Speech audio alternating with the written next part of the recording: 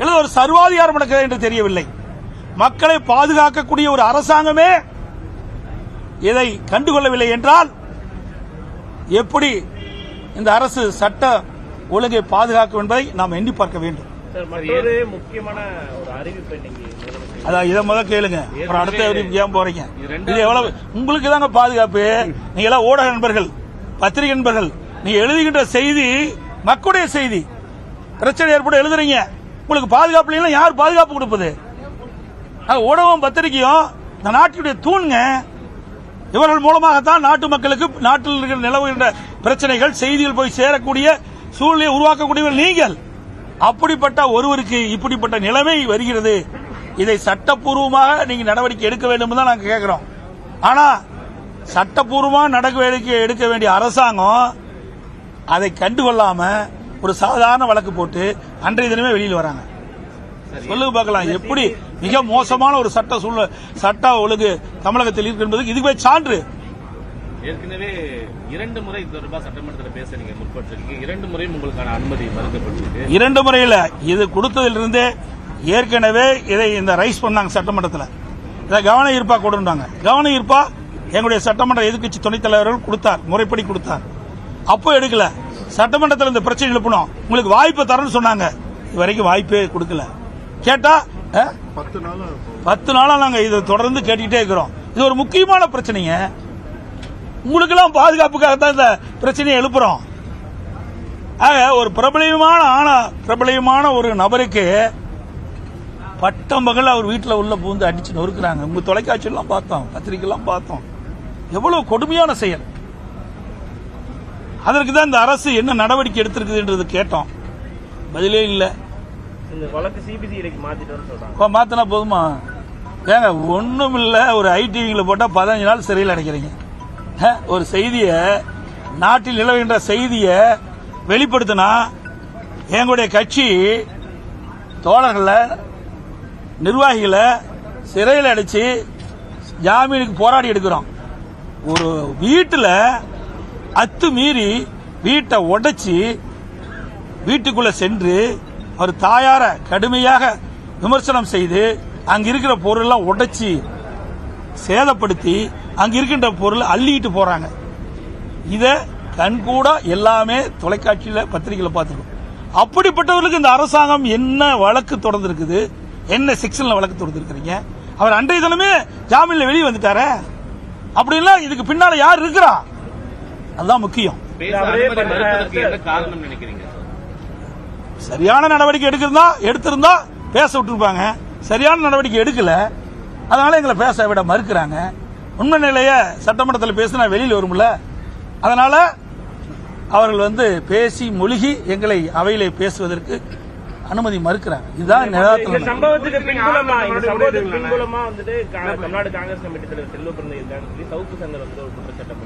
அதுக்கு நாங்கள் உள்ளே போகல. எங்களுடைய கோரிக்கை, ஜனநாயக நாட்டில் அனைவரும் சமம். இது ஒரு மிகப்பெரிய ஜனநாயக நாடு இந்தியா. அதில் தமிழ்நாடு மாநிலம் இருக்குது. தமிழ்நாடு இருக்கிற காவல்துறை, ஸ்காட்லாந்து காவல்துறைக்கு இணையாக போட்டப்பட்ட காவல்துறை இன்றைக்கு கைகட்டி மௌனம் சாதித்து திமுகவுக்கு ஏவல் துறையாக செயல்படுவதுதான் மிக மிக கேவலமா இருக்குது. இது எல்லா பகுதியிலுமே போகுது, எல்லா மாநிலத்திலும் இது போகுது, செய்தியா நீங்க போகுது. ஆக ஒரு பிரபலியமான ஊடகவியலா இருக்கு இப்படிப்பட்ட நிலைமைனா, அப்புறம் தமிழகத்தில் எங்க சட்ட ஒழுங்கு சரியா இருக்குது? முதலமைச்சர் சொல்றார் மிகச் சிறப்பா இருக்குது, அங்கொண்டு இங்கொண்டு தான் நடக்குது. வேண்டுமென்ற எதிர்க்கட்சிகள் இதை பெரிதுபடுத்துறாங்க.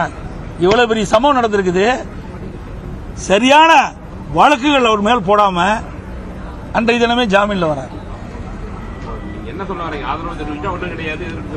அப்படி இல்லையா? ஆதரவு எதிர்ப்பு எல்லாம் எங்களுக்கு கிடையாது. ஜனநாயக நாட்டில் ஜனநாயகப்படி ஒவ்வொரு மனிதனுக்கும் பாதுகாப்பு வேணும், சட்டப்படி நடவடிக்கை எடுக்க வேணும். ஆளுங்கட்சி இதுக்கு துணை போகக்கூடாது. அப்படின்னா மக்கள் எப்படி ஜனநாயக நாட்டில் வாழ முடியும்? ஒரு அரசாங்கம் எதுக்கு தேர்ந்தெடுக்கிறாங்க? மக்களுக்கு பாதுகாப்பு கொடுக்க வேணும், அனைத்து வகையிலும் அரசு உதவி செய்ய வேண்டும். அதற்கு மாறாக அரசாங்கமே இதற்கு துணை போய்விட்டதா என்று என்ன தோன்றுகிறது? எவ்வளவு கொடுமையான செயல். ஒரு மலத்தை கூட வீட்டில் கொட்டினா ஒத்துக்குவாங்களா? அவர் வீட்டில் கொண்டு கொட்டினா ஒத்துக்குவார் அவரு? இன்றைக்கு அவை முன்னவர் சொல்றாரு இதெல்லாம் ஒரு பெருசா, அவர்களுக்கு பெருசா தெரியாது. திமுக காரங்க இதெல்லாம் பெருசா தெரியாது. நாட்டு மக்களை சிந்திச்சா தானே தெரியும். நாட்டு மக்களுக்கு பிரச்சனை என்னன்னு தெரியாம இருக்கிற ஒரு அரசாங்கம் இந்த அரசாங்கம். நாங்க மக்களுடைய பிரச்சனைக்காக நாங்க குரல் கொடுக்கிறோம். இவர் அவர் என்றெல்லாம் நாங்க பாகுபாடு பார்க்கல. எந்த ஒரு மனிதருக்கு இப்படிப்பட்ட நிகழ்வு நடக்கக்கூடாது என்பதுதான் எங்களுடைய நிலைப்பாடு. அவை முன்னவர் பேசும்போது நாங்க எதிர்கட்சியா இருந்தபோது நிறைய கவன ஈர்ப்பு தீர்மானம் இப்படிப்பட்ட கவன ஈர்ப்பு தீர்மானம் ஏதாவது சொல்ல ஏதாவது எடுக்க சொல்லுங்க.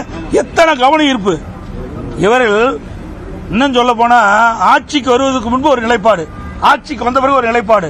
ஆக இரட்டை வேடம் போட்டுக்கிட்ட ஒரே கட்சி திமுக கட்சி. 2021 சட்டமன்ற பொதுத் தேர்தல் போது தேர்தல் அறிக்கையில் என்ன குறிப்பிட்டாங்க? ஆண்டுக்கு 100 நாள் சட்டமன்றம் நடக்குன்னு சொன்னாங்க. மொத்தமே 119 நாள் தான் நடந்திருக்குது. இப்பதான் இத தொலைக்காட்சியிலையும் ஊடகத்திலையும் பத்திரிகையிலையும் நாங்கள் வெளியிட்ட காரணத்தினால இப்போ கிட்டத்தட்ட ஒரு 20 நாள் நடத்துறாங்க. இல்லைன்னா இது நடத்த மாட்டாங்க. இப்படிப்பட்ட ஒரு சம்பவம் நடந்துகிட்டு இருக்குது. நல்லா சிந்திச்சு பாருங்க. இவர்கள் தேர்தல் நேரத்தில் கொடுக்கப்பட்ட எந்த அறிவிப்பாவது நிறைவேற்றிருக்காங்களா? எதுவுமே இல்லை. சட்டமன்றத்தில் பேசுறதுக்கு வாய்ப்பு கொடுக்கறதில்ல. எத்தனை கவன ஈர்ப்பு நாங்கள் எடுத்துக்க தெரியுங்களா? மாலை 5 மணி வரை நாங்கள் மானிய கோரிக்கை நடத்தியிருக்கிறோம். மக்களுடைய பிரச்சனையை பேசுவதற்கு எதிர்க்கட்சி உறுப்பினருக்கு முழு வாய்ப்பு கொடுத்தோம். அவர்கள் பேசுவதெல்லாம் கவனமாக எடுத்துக்கொண்டு அதை தீர்த்து வச்சதுனாலதான் எங்களுடைய அரசாங்கம் சிறப்பான அரசாங்கம் என்று மக்கள் போற்றப்பட்டார்கள். இந்த அரசாங்கத்தை பற்றியே பேச முடியல. 10 நிமிஷம் பேசுகிறாங்க. 10 நிமிஷத்துல எடுத்து பேசுறது ஏங்க? ஒரு இலாக்காவுடைய பிரச்சனையை 10 நிமிடத்தில் எப்படி அதை சுருக்கமா பேச முடியும்? அவ்வளவுதான், அது முடிஞ்சு போச்சு. அதுவும் பல பேருக்கு பேசுறதுக்கு வாய்ப்பே இல்லை. அதிமுகவில் 62 உறுப்பினர் எங்களோட இருக்கிறாங்க. பல பேருக்கு பேசுறதுக்கு வாய்ப்பில்லா போச்சு. மக்கள் பிரதிநிதிகள் சட்டமன்றத்தில் மக்களுடைய பிரச்சனை பேசுறதுக்கு தான் வராங்க. ஆனா இந்த அரசாங்கம், இந்த சட்டமன்றம் அதுக்கு அனுமதி கொடுக்க மறுக்குது. அதுதான் நாங்க வன்மையா கண்டிக்கிறோம்.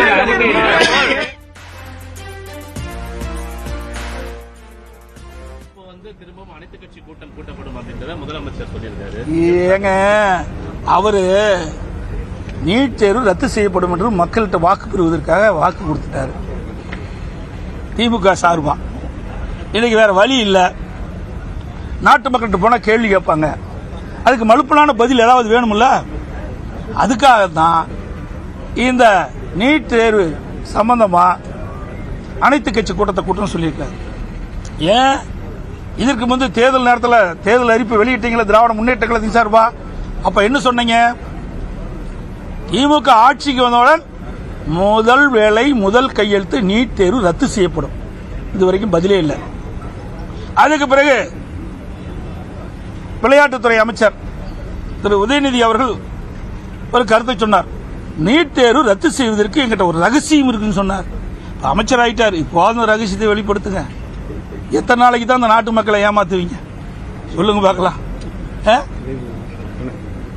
அது மட்டும் இல்ல, கிட்டத்தட்ட ஒரு 10 நாளைக்கு முந்தி நினைக்கிறேன், சட்டமன்றத்தில் இந்த நீட் தேர்வு குறித்து பேச்சு வரும்போது பேசிக்கொண்டிருந்த பொழுது நான் முதலமைச்சர் அவர்கள் கருத்தை தெரிவித்தார். இது நீதிமன்றத்தில் இருக்குது, எங்களால் முடியாதுன்னு சொல்லிட்டார். அப்புறம் எதுக்கு அனைத்து கட்சி கூட்டம் போடுறீங்க? ஏற்கனவே சட்டமன்றத்தில் உங்களுடைய கருத்தை தெரிவிச்சிட்டீங்க. நீதிமன்றத்தில், உச்ச நீதிமன்றத்தில் இந்த வழக்கு நிலுவையில் இருக்குது, அதனால இது எங்களால் முடியாதுன்னு சொல்லிட்டீங்க. மீண்டும் எதற்கு ஒரு முறை சட்டமன்றத்தில் தன்னுடைய கருத்தை, திமுக கருத்தை பதிவு செஞ்சு மக்களை ஏமாற்றுவதற்காக, இளைஞர்களை ஏமாற்றுவதற்காக ஒரு நாடகத்தை அரங்கேற்றினார். அனைத்து கட்சி கூட்டம் ஒரு நாடகத்தை அரங்கேற்றிருக்கார்.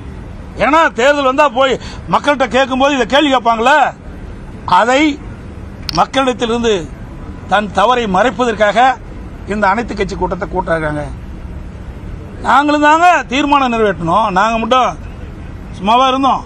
நீட் தேர்வு தமிழகத்துக்கு விதிவிலக்கு அளிக்க வேண்டும் என்று தீர்மானம் நிறைவேற்றி மத்திய அரசுக்கு அனுப்பினோம். நீதிமன்றத்தில் நாங்கள் போராடினோம்.